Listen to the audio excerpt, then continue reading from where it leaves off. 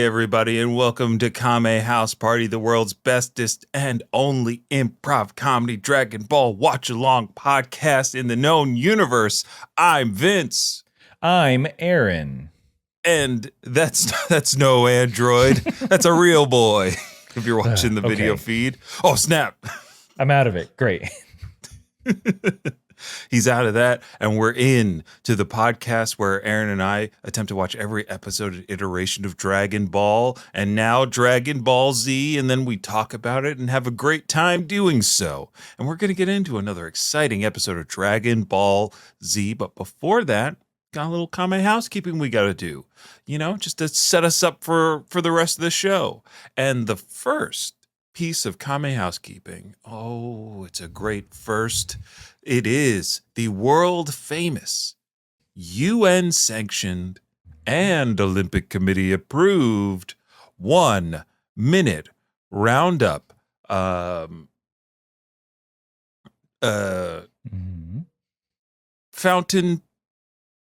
sound, the sound of a fountain. Well, boys, we robbed all 3 casinos and got away with it scot-free. Let me take this toothpick out of my mouth. Can't believe we pulled it off. Let me take my cowboy hat off. Can't believe we actually did it, boys. I'm removing my blast shield. I, too, am dumbfounded that we pulled off this heist. And it's me, Bernie Mac. He lives. He lives. And scene. So that was a very short improvised warm-up scene that we do at the top of every show to loosen or tighten our improv muscles for whatever the conversation may call for. This time, the conversation called for us to bring back Bernie back from the dead. One, Aaron, because I want to see him kick Steve Harvey's ass. Go ahead. No, that's a Logan Paul-esque fight that I would want to watch. Absolutely. I would love to see Bernie Mac just punch that mustache off Steve Harvey. Punch the lacquer off his mustache. Call him a bitch. Bloody up all 7 of his suits that he owns. Oh my and God. And matches. Oh boy, the Steve Harvey Museum of Suits is coming, Aaron. It will show up in Vegas at some point. But after one of us or both of us break in a scene, we move on to the 1 minute roundup proper. And Aaron, no one came to your aid and saved you and sent in their own 1 minute roundup. This is where Aaron has 60 seconds to summarize everything that has happened in Dragon Ball and Dragon Ball Z. That's 153 episodes of Dragon Ball and over 177 episodes of Dragon Ball Z. Oh boy. We do this so that you, the listener, don't have to go back and watch every single episode of Dragon Ball and Dragon Ball Z or listen to every single episode of the podcast to get caught up to where we are. Though many of you do, and we applaud you freaks for doing it. We really do. No diddy. Freaks, but no diddy. We can have respectable freak-offs. Yeah. This is the way to do it.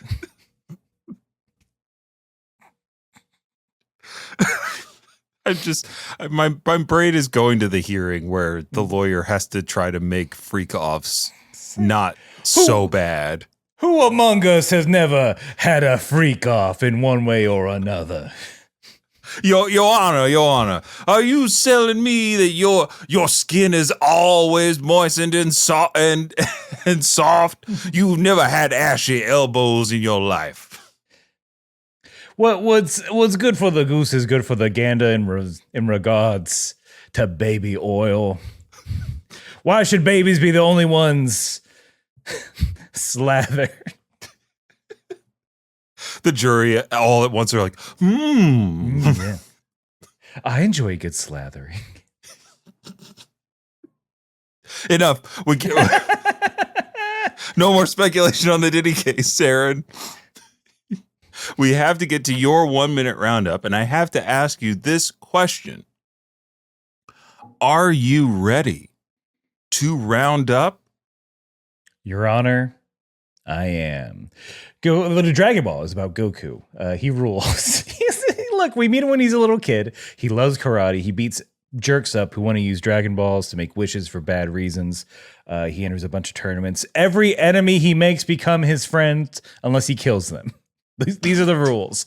So he grows up, gets married, has a kid, finds out he's an alien. His alien brother comes down and kills him. So he trains and gets stronger in the afterlife, comes back to life to beat up more aliens from his home planet who are jerks. But all of his homies die. So he's like, I'm going to go to this other planet where the Dragon Balls come from. So he does. And he beats up a bunch of space freaks and Frieza, the baddest dude, by becoming the legendary Super Saiyan. Goku does that. That planet blows up. He comes back. His homies come back to life. A kid from the future is like, shit's fucked. And Goku's like, oh no, my heart. But he comes back in time to like fight a bunch of androids. And then the ultimate android, Cell, who sucked with the other androids to be perfect. And now Cell is holding a tournament and Goku's the first one to fight him. And Mr. Satan sucks. Nailed it. You know what? Sparking Zero missed the opportunity to colloquialize his Trunks' whole thing.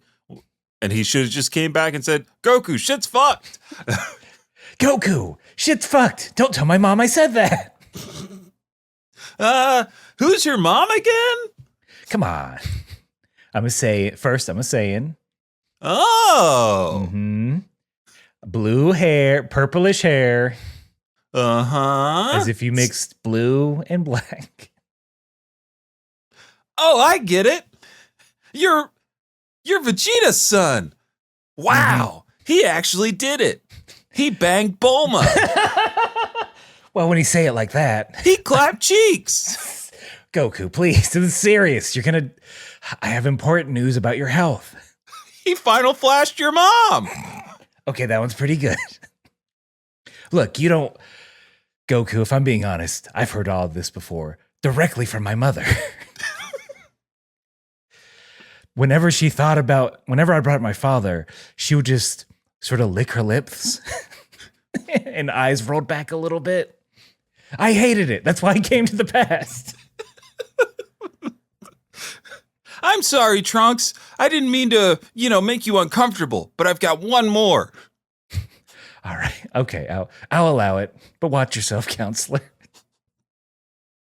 We have that joke in the future. I'm glad. And that's worth protecting. Also, I wanted to say that Vegeta definitely did burst and mix inside your mom. End scene. End scene. Oh, boy. Aaron, thank you for that roundup. You did a great job. Listeners. Text that to someone you love. Look, everybody's playing Sparking Zero and getting clowned on by Great Ape Vegeta, so it only makes sense. Mm-hmm. And the other thing that only makes sense, Aaron, is that I tell the listener that we watch two different versions of the show. I watch the English dub, the Funimation dub, while you watch the original Japanese language, English subtitled version of Dragon Ball Z. And we do that because comparing and contrasting is fun. It's the format of the show. Don't overthink it. And I'm not going to overthink this because I start by giving us the title, which is usually the first thing that is different. And here it comes for this week's episode of Dragon Ball Z, episode 178, Cell's Bag of Tricks. He's got a brand new bag. Full of old tricks, though. I know, they're all old tricks. Yeah, but Aaron, what's your title? So my title for this episode 178 of Dragon Ball Z from the original Japanese, roughly translated is Direct Hit to Earth. Cell's Extra Large Kamehameha. Oh my. Cell's Extra Large Kamehameha. I'll let the listener ruminate on that because let's just jump right in. Let's get into this episode. I want to hit it first, just like Vegeta, with my narrator, had a lot to say before this episode. Oh, interesting. Which led me to believe that in like the Funimation run that there was a lengthy pause between last episode and this episode. And I take umbrage with the narrator's words a little bit. Okay. First thing, narrator says, the slippery serpent cell. He's not a serpent. He's a bug. Yeah. That's not it. Those aren't scales. Those are shells. He's got bug wings. His design is based off of a cicada, right? Insects famously dry, I would think. Absolutely. They're wet on the inside, hard on the outside. Yeah. They're like onions. Hey, you know what, Donkey? You're right. And then we get, a couple of flashbacks to the last episode's, sparring match between Goku and Cell. And narrator then says, a behind-the-back sneak attack that only made Cell more psychotic. So much so that he nearly polished off the Super Saiyan with a series of powerful punches. No, you're overinflating this. They literally said this was a warm-up. Exactly my thoughts. And then we can get into the episode in which, like, they start again with Cell being like, now that the warm-up is over. I was like, yeah, I don't know what the narrator went off script, did his own thing, and didn't jive with me. But we're back in the ring where Goku is charging up. Everybody's astonished by Goku's power, except for Gohan, who's like, that's it, Dad. You can do it. Yeah, there's a what is it? A red light and dust getting blown around. I do like Vegeta's face of disbelief as this is going on. And that red aura and that pose, some eagle-eyed viewers or listeners or folks watching along, is directly pulled from the opening. Like, we finally get the explanation of that scene. Oh, yeah. The same way that we got, like, the Saiyan pods coming down and crashing. We get Goku throwing his hands up and the explosion of power. I thought that was neat to finally see where that comes from in the show. Jimmy Firecracker narrates and confirms that Goku is glowing. Like, he can't believe it. And he says that to that effect. If I didn't see this with my own eyes, I wouldn't believe it. He says, is this newcomer battery powered? Huh? I know, it did make. What do you think he could be referencing? Just like that most things that are battery powered glow, which isn't a thing? Maybe? Battery power. Because you think the whole thing is battery power. Like, you can't just glow. Okay, if you don't know about Ki. Right. I guess. Let's put yourself into a position where you're so lame you don't know about Ki. Yeah, I'm a big dum-dum with a Check. bad haircut. And all right, check.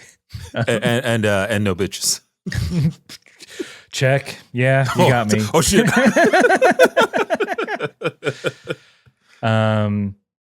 Yeah, if I don't know about Ki, it's like, is he battery powered? I just don't want, like, did he paint himself with fluorescent paint and then stand in the sun?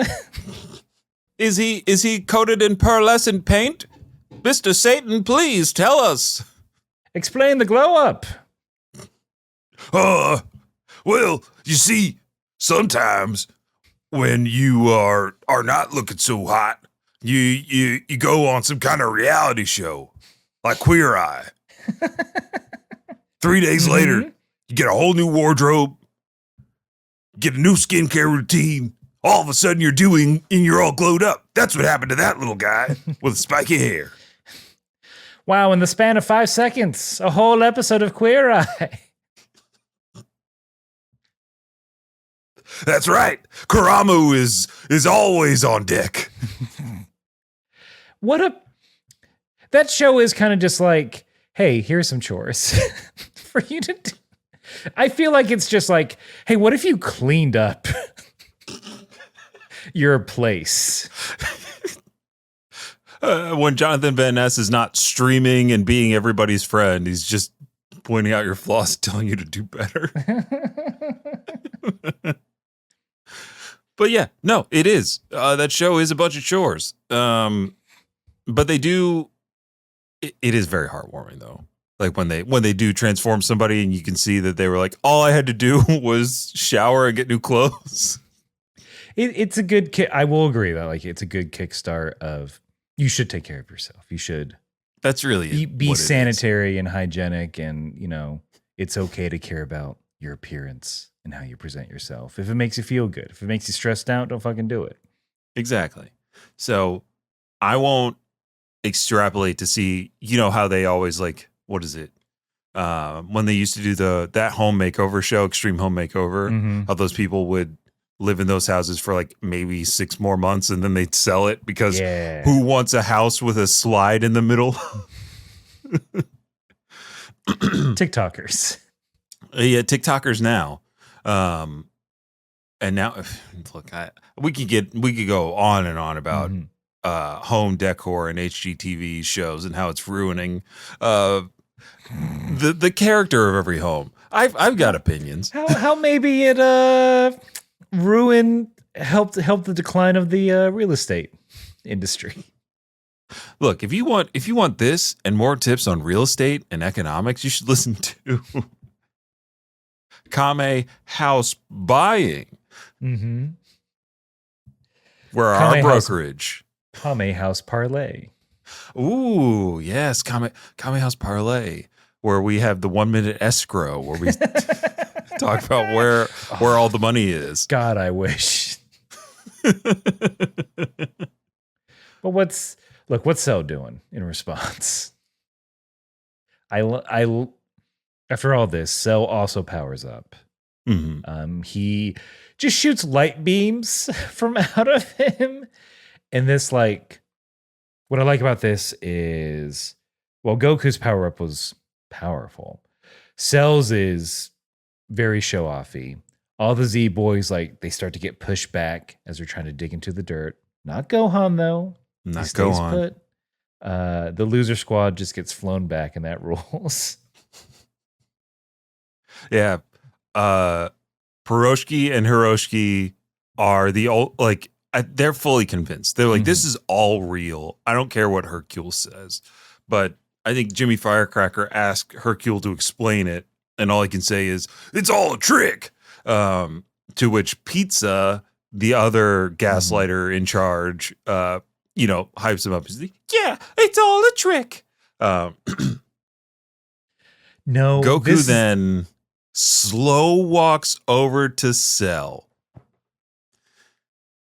And I love this because they get right up, and you're reminded that Goku's a short king. Not very tall. Not very tall, but his moves speak louder than his height. Because as they are staring each other down, I think the other Z fighters are like, oh, they look evenly matched, or Goku's super powerful now. Yay, we're all excited. Cell just goes, your move. I was like, yeah. And then Goku attacks immediately. It's a little different. Cell just says, now. And Goku, like John Wick, goes, yeah. I'm thinking now. I'm thinking attack. And then he pulls Vegeta out, just side stunned. shoots him. Oh, sorry. Goku just side shoots him as they're going down the path station. Oh man, has Kame been in anything since? I can't look it up, so I have to say I know, no. can't look it up. But I would, in the celebrity casting of a Dragon Ball live action movie. Yeah, we're gonna do that. Kamen's Krillin. Kame. How did you know I was gonna pitch Kame as Krillin? Look at him. Look at him. Beautiful bald head. Understated acting prowess. Freckles are like the dots. Keanu is Goku with blonde hair. That works. It all works. Yeah, it's fine. He's mixed. It's allowed. It's allowed. we'd give him a pass anyway. It's Keanu. Come on. Come on. Who wouldn't want that? Goku and Cell clash. It looks pretty cool. Again, it seems like they're using their budget pretty wisely in these last couple episodes. So it's not like some of the most gorgeous animation that we've seen so far in the saga, but it's good. It's good enough. It explains and shows the power, ferocity, and speed of all of their attacks. Jimmy and the other normies are looking on. Jimmy asked Mr. Satan for his 2 cents on how the fight's going so far. And this is the first time Hercule gives up the goat and just is like, not bad. Yep. He can't deny it. I think in mine, Jimmy, Mr. Firecracker is no, just Jimmy. You're right. Yeah, I don't give him the honorific. Yeah. He specifically mentions the speed of the fight. Because I think there's a bit where the camera guy, they're like, hey, did you get all that? He's like, I can't follow any of this. It's too fast. He says in mine, he's like, I'm only human. I was like, I like that. Mm-hmm. This camera guy is like the quiet, the unsung hero of humanity, capturing all of this. Mm-hmm. Yeah, I do. I like him. I do like him, Mr. Satan, who's just like, come on, you can't. What are you gonna say? Yeah, you can't gaslight the people anymore. And Jimmy responds to Mr. Satan's critique. A man of few words, but with large fists. Can't help but glaze that man a little bit. You know how people who usually don't talk a lot have tiny, minuscule fists. Not Mr. Satan. He's the opposite, the peak of perfection. 2 Catras mitts upon his wrist. You may have thought those were tan Hulk hands. No, those are his real fists. Mr. Satan quickly removes his Hulk hands. Yeah, they're real. I didn't get sweaty in there. I mean, my palms, because of how okay this action is. This totally mid-action sequence that I'm watching. It's C tier. That's what I'm rating it, chat. 5 subs for a veto. You can raise it up if you want. I need more bits, chat. Who wants to do the hype train as I rate different matches? But back in the ring, after the Goku and Cell clash for a bit, Cell just begins to laugh, says, I've got a surprise for you, Goku, and then uses the multi-form technique to clone himself. Yes. Just like our friend Tien Shinhan. Yep, Tien. Ooh, Tien's pissed about he can't stand this. I think I didn't write down the exact quote, but it sounded like he was just like, oh, I can't believe he's using my technique to beat up my friend. That's my job. I'm supposed to kick his butt. Notice Yamcha's there, but Cell does not use the Wolfang Fist technique. Yeah, Yamcha has to be like, I can't wait until he uses my techniques. Like yeah, he's saving the best technique for last. Oh, Cell's gonna say Wolfang Fist. It's not gonna be as cool as when I say it, but it'll be pretty good. And then I'll be pissed just like you, Tien. I'm so I can't believe it. Grr. Is Bulma watching? No. She said she was going out of town. Oh man. She's always out of town when I get to do stuff. Like what? Sitting in the sidelines? Well, yeah. Don't you track her flights like Taylor Swift? She was complaining about that the other day. It's public record. You could look up any flight number And you tried to swat her that one time. It was an accident. I forgot the number of Pizza Hut, so I typed in 911. Oh, yeah, you were trying to get her Grubhub. It was a pizza emergency. They thought it was code.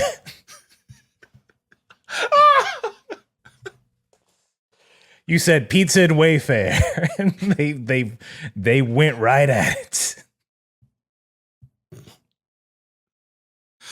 Aaron, that run was so good. We have to cut to commercial.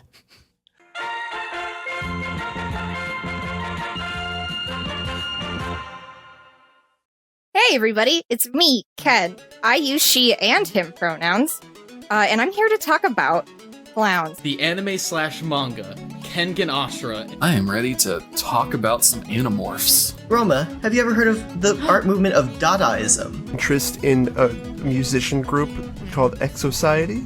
It's Yu-Gi-Oh! The brainworm that I would like to deliver to you today is Gundam and or Gunpla.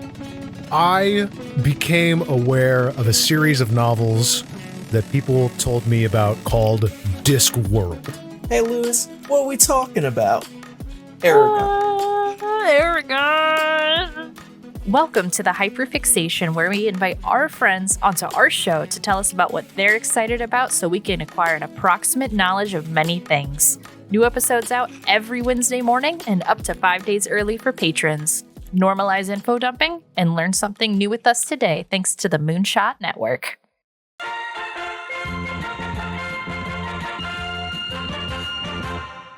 Back in the ring, baby. Cell is executing on his multiform technique. Goku claims the attack won't work on him. He's seen it before. Mm-hmm. I think it's safe to say that Goku's probably right. This gets played out, though. And I wrote in my notes, Tien is having an existential crisis. Watching this, like, Tien is just the most emotive he's been in, like, the past couple of episodes. Yeah, in mine, he essentially has to say, like, you know, even though this is he's like, hey, this didn't work for me because it had to split my power in half. Yamcha's like, yeah, but it looks like Cell's at full power still, right? Huh? That's weird. No, dummy. Goku's still stronger than all four of them. And I think Tien had, in the end of all that, he's like, you know, even though that's my technique, I have to admit, Cell really made it his own. So I guess we've learned that Cell perfected Tien's technique. Ooh. The perfect life form perfected the perfect technique. I don't know how that works, right? The only way that that's true is that Cell has 4 times the power that he's actually displaying, right? If the technique truly splits your power into equal parts, or Cell is like Naruto, Aaron, because Naruto perfected the multi-shadow clone jutsu in a way that does not and look, just like Cell, Naruto has an extremely large amount of ki or chakra. So when he divides his already massive chakra, it doesn't diminish the power of each of his clones. The fewer clones, essentially the stronger they are. Now, Aaron, where Naruto is a specialist in this ninjutsu is when he can mix his actual life essence into each one of the clones. When he does that, they become, like, usually you can follow the chakra of a clone as it will be a little different than the original user. Anybody who is good enough to fight on par with Naruto would notice when a clone is a clone. But Naruto, he mixes his life force into some of the clones so that they become indistinguishable from himself. Naruto could make clones so real that they would refuse to disappear when Naruto told them to. In a lot of filler episodes, Naruto's clones go on their own rampage and do mischief apart from him. Because they know they're clones. So now I'm believing that Cell probably has a way to mix his actual life force into the clones. Okay. Because Goku is able to defeat the cells, and this is after the cells also use Piccolo's technique, the special beam cannon. Goku defeats all 4 of them, stacks them on top of each other, and everybody's like, yeah, Goku did it. He defeated Cell. Oh boy, we knew he could do it. And Vegeta's like, why are you idiots celebrating? Haven't you noticed Cell's life force hasn't diminished even a little bit? Which led me to believe that Cell, like Naruto, puts life force energy into his multi-clone technique. There, TED Talk over. That all makes sense. I definitely have 0 follow-up questions about any of that. But yeah, he figured it out. Yeah. Yeah. So Cell, I think at this point, Cell's like, all right, here's another one. And he pulls out the old Destructo disc. And it lightly grazes Mr. Satan. And then it spins back around, baby. He can control it. So Krillin and Yamcha are like, well, he took our technique and then he combined them. That's crazy. Interesting. They call it out as it's Frieza's technique from the last fight that Goku and Frieza had on Namek. See, only King Kai does that when we cut to him for some reason. Oh, there we go. I forgot about that cut. So that's where I got it. Because, yeah, inexplicably, King Kai gets a little shout out this episode. He's watching. He's always watching. Those antennas are on, baby. And he's just like, he in mind, he like curses Dr. Gero. Like, what kind of answer did you make? Yep. They kept that in there. Goku is able to outmaneuver the discs. Again, these are all techniques that Goku's seen. And I think he has a line is like, you're going to have to do something a little different to catch me off guard, Cell. And then Cell's is like, okay, bet, to use a common phrase in today's vernacular. Charges up a Kamehameha wave that scares Goku. He's like, hey, man. That's too much. You can't pack that much power into a Kamehameha wave. You'll destroy the planet.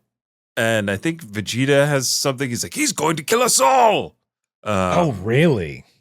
Yeah. Like, everybody knows that this is a world-ending attack.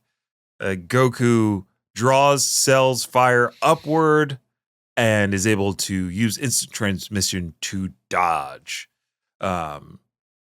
Jimmy Firecracker has something to say on this too. He's like, thanks to that fighter, he diverted the bomb that would have surely killed us all. So I don't know how you turn what you just saw into a bomb, but he's trying. He's really trying to rationalize it for the people at home. I don't know what that cameraman would say because I doubt he'd catch anything other than a blinding white light. Yeah, that I'm sure that sensor is not. There's not enough dynamic range. God. Yeah, he's got HDR. It's the late 90s. In mine, Firecracker does not call it a bomb, but he does like ask for an explanation from Mr. Satan. And finally, Mr. Satan has nothing to say. He's just completely speechless on this because why wouldn't you be? Yeah. Criminal that we don't get any cuts to the crowd reaction at this point.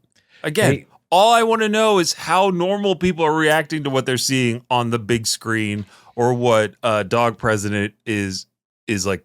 Does he finally realize it? He's like, that's Goku. I know it. Woof, woof. Bark, bark. Give me. What would like, Mr. Dog President, what are you doing? He's just sitting there watching TV, this motherfucker. Oh, no. Everybody's calling Dog President for not leaping into action. Yeah. He did what he did what he thought. He sent the Royal Military down there. They got wiped out. So he's got no reserves.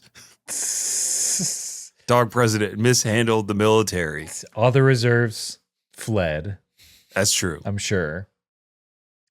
At least I will say, at least dog president isn't like in some sort of rocket with a bunch of other rich dogs trying to leave the planet. There's no bunker for dog president. Mm-hmm. The people want to know. They're asking. It's like, there's no such bunker. No. Aliens don't exist. First off. Second, no bunker. Filled with there's nothing filled with all my favorite kibble. The bunker's not where I buried all my bones. Mm-hmm. There's not my favorite chew toys. Oh, Mr. Bites. And the fact that pepperoni is out of stock is completely irrelevant to this conversation. Oh, there's a pepperoni shortage in West City because dog president.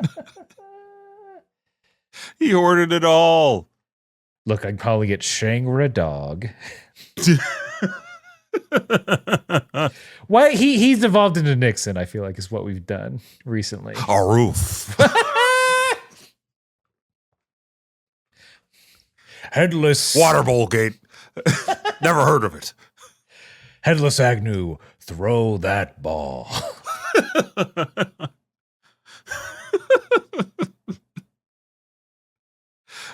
Water bowl gate is very good. I don't want to pass that over. Oh, thank you. I to add one more layer, can Headless Agnew have like it's a squeaky toy fire hydrant for a head? Of course. Yeah, thank you. Let me just get a gnaw of that.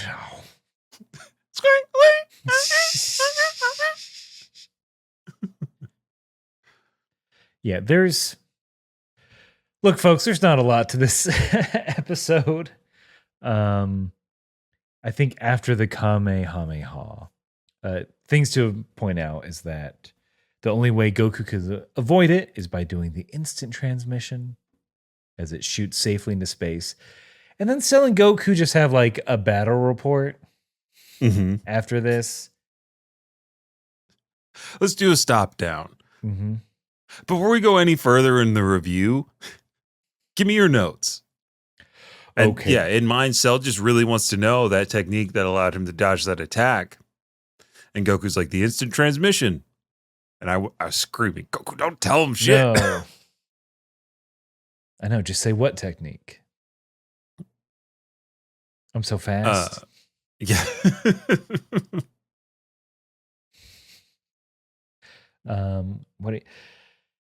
They're just sort of going back and forth on that. Cell's like, I don't care. Yeah, I knew that one, you would jump up so you'd lead the blast away from Earth. But if Earth gets destroyed, that's quite all right with me. It just means a little less fun. Yeah. He's in mine, he's like, yeah, I knew you'd do something heroic, Goku. I don't care about life on this planet. I guess the only thing is I would have no one to kill if it blew up. That's what he says. Then after they have that little exchange, Cell goes on the offensive and just starts laying into Goku. Or no. No, he doesn't lay into Goku. He starts moving faster than Goku can see. That's what happens. And then, it ends with Cell pulling up behind him. He's like, I'm just saying, like, I'm pretty fast. And or something about chili dogs. I don't know. And then the music from what is it? Why can't I pull the name of that Sonic Superstars Racing? Gotta go fast. Gotta go faster. Is that Sonic X? I think it's Sonic X. Thank you. Okay. I mean, I don't know. Don't roast me in the comments for not knowing the Sonic theme songs. Look, and Aaron, this close to Shadow's game coming out. Here's what I know. Blue Streak speeds by. Sonic the Hedgehog. too fast for the naked eye. Sonic the Hedgehog. Sonic, he can really move. Sonic, he's got an attitude. He's the fastest thing alive. And I think that's how that ends. Snaps. And you just won Poetry Slam. And I know there's another one where it's just like, their mom fucking left and now they play instruments. Oh, God. Oh, yeah. Sonic Underground is the one wild song. Oh, my goodness. Where it's Sonic and his two siblings in an alternate universe. Who knows? Maybe it is canon. That they form a rock band to fight Robotnik. Hey, the power of music cannot be understated. But we've reached the end of this episode 178 of Dragon Ball Z. It's a short Goku one, and folks. Cell are going to continue fighting into the next episode. Fingers crossed. But a decent episode of Dragon Ball. One thing we can say is that the Cell games have started. There's no denying it this time. We're gaming. You don't think next episode Cell's gonna be now that I'm fully warmed up. All right, time.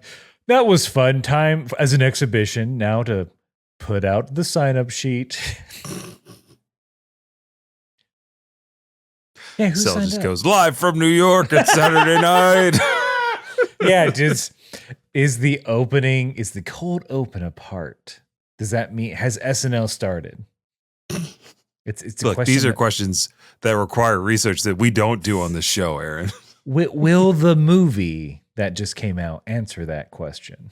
Oh my God. That I have zero interest in. All I know is that it's 11:30, so they better be ready. Look, it's not. It's not because they're ready. It's because it's 11:30. Mm-hmm. And will this show we know will succeed?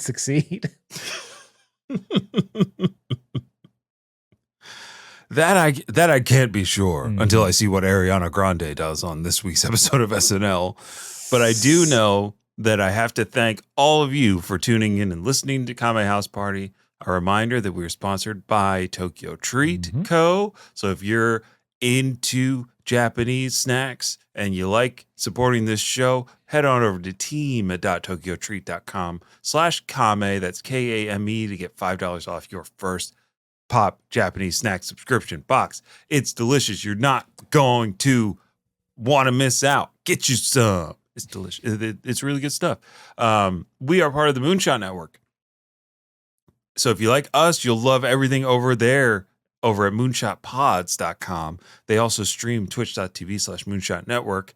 And you can watch all those great hosts, play great games, and do fun stuff on the internet. Aaron, they can find you at Thinking Too Hard About Anime, your other podcast where you and Noah do deep dives into anime. And this deep dive is of the end of Evangelion films or the rebuild movies? The rebuild films, yes, we're still Yes. there. We just recorded our latest episode the other day, so that will be coming out soon. When I'm not sleepy, depending on how seepy I am, we'll see how fast this episode gets out. But you're not going to be disappointed in terms of the information and the soothing voices of both Aaron and Noah on that show. Listen, you'll enjoy it. And look, at the time of this release, there is new Dragon Ball out there, Aaron. Dragon Ball Daima. A brand new modern Dragon Ball for this day and age. What do I want to say about it other than we're gonna talk about it. We're gonna talk about it. So stay tuned. So stay tuned. We're not gonna let this slip away. And maybe I've already watched the first episode and I've got a lot of feelings about it. But you're gonna just have to stay tuned to our socials. Follow us on Twitch, twitch.tv/Kame House Party for more info on that. Along with all of our other streams. I'm playing scary games on Sundays now. I'm trying to grow a spine, get rid of this yellow belly I've got. It's blind, yeah. It's banana like. And yeah, we play a variety of games and have a variety of fun every Wednesday. So check that out. And I don't know if there's anything else to plug. we did So I can just get into the very end of this episode where I say, whether you are beating up your friend through the transitive property of your technique, or you're using baby oil and you're not a freak, you gotta keep